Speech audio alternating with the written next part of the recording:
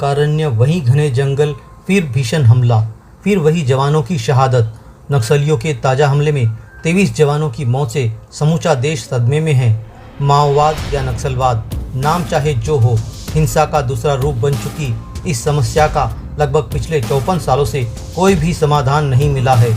समस्या के समाधान के लिए दावे कई हुए हैं और कई होते हैं, लेकिन इसका आघात और दर्द उस जवान का परिवार झेलता है जिसकी शहादत होती है।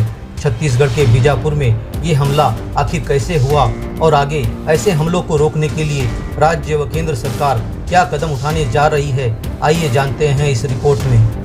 छत्तीसगढ़ के बीजापुर में शनिवार को सुरक्षा बलों और नक्सलियों के बीच हुई मुठभेड़ में 23 जवान शहीद हो गए थे। शहीदों में डीआरजी के 8, एसटीएफ के 6, कोबरा बटालियन के 9 और बस्तर बटालियन का 1 जवान शामिल है। इस मुठभेड़ में कई नक्सलियों के मारे जाने का दावा भी हो रहा है, जिनके शव नक्सली अपने साथ ले गए हैं, तो वहीं एक महिला नक्सली का शव भी बरामद किया गया है। सुरक्षा बलों पर हमला कैसे हुआ, इस पर नजर डाली जाए तो तरम क्षेत्र के सिलगर के जंगल में जोनागुड़ा के पास सीआरपीएफ की कोबरा, बस्तरिया बटालियन, डीआरजी और एसटीएफ के करीब 2000 जवान पिछले 2 दिनों से अलग अलग ऑपरेशन पर निकले थे।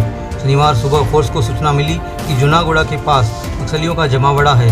पहले भी यहां सैटेलाइट तस्वीरों में कुछ हलचलें दिखाई दे रही थी। यह सूचना फोर्स के पास आई कि जोनागुड़ा का ऑपरेशन अधिकारियों ने प्लान किया। इसके बाद सभी तरह की फोर्स जो उस समय आसपास के जंगलों में सर्च कर रही थी, उसे मैसेज दिए जाने लगे कि वो जोनागुड़ा की तरफ आगे बढ़े। कहा जा रहा है कि जोनागुड़ा का एक इलाका गोरिल्ला वार जोन के अंतर्गत आता है। इसमें गोरिल्ला वार अर्थात छिपकर हमले की रणनीति कारगर होती है।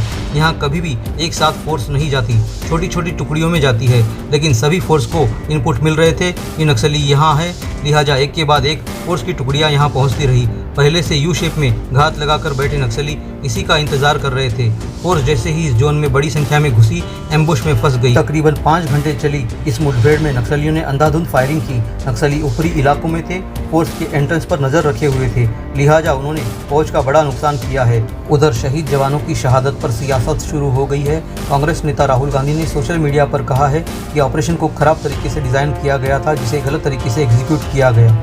राहुल की इस पोस्ट के बाद कश्मीर के पूर्व डीजीपी ने भी सोशल मीडिया पर जवाब देते हुए कहा, मुझे आपका पोस्ट आपत्तिजनक लगता है। आपको ऐसा बयान नहीं देना चाहिए जिससे फोर्स के जवानों या शहीदों का अपमान हो। शहीद जवानों को श्रद्धांजलि देने के लिए छत्तीसगढ़ के जगदलपुर पहुंचे केंद्रीय गृह मंत्री अमित शाह ने एक उच्च स्तरीय बैठक के बाद कहा कि ये जवानों का सर्वोच्च बलिदान है। उनके इस शौर्य ने इस लड़ाई को निर्णायक मोड़ पर पहुंचा दिया है। अब हम इसे अंजाम तक लेकर जाएंगे। जगदलपुर में अमित शाह के साथ मौजूद मुख्यमंत्री भूपेश बघेल ने कहा कि केंद्र और राज्य सरकार मिलकर नक्सलियों के खिलाफ लड़ाई लड़ रहे हैं। ये वो एरिया है जो नक्सलियों का गढ़ माना जाता है और वहाँ हमें जाके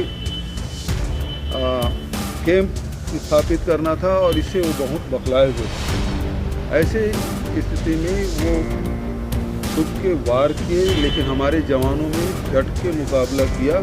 ये मुठभेड़ नहीं हुई है, ये इसको युद्ध कह सकते हैं। आमने सामने 4 घंटे तक की लड़ाइयाँ चली है। नुकसान निश्चित रूप से हुआ है, लेकिन बहुत बहादुरी से संयुक्त ऑपरेशन में हमारे जवानों ने लड़ाई लड़ी है।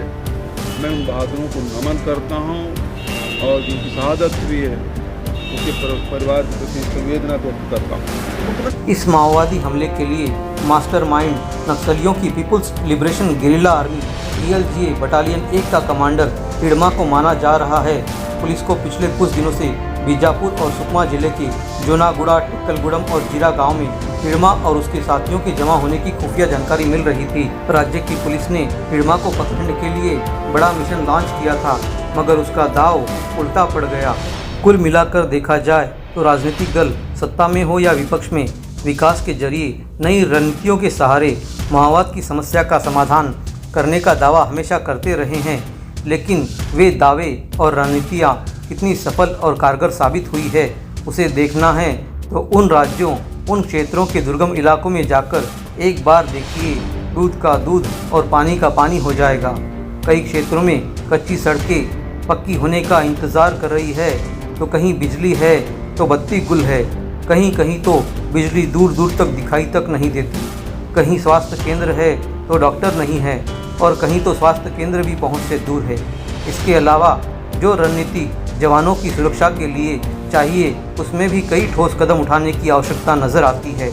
सालों बीत जाने के बावजूद सिर्फ रणनीतियाँ बनती है और उसकी कीमत चुकानी पड़ती है हमारे जवानों को शहादत देकर। और सवाल हमेशा वही रहेगा, आखिर कब तक, आखिर कब तक।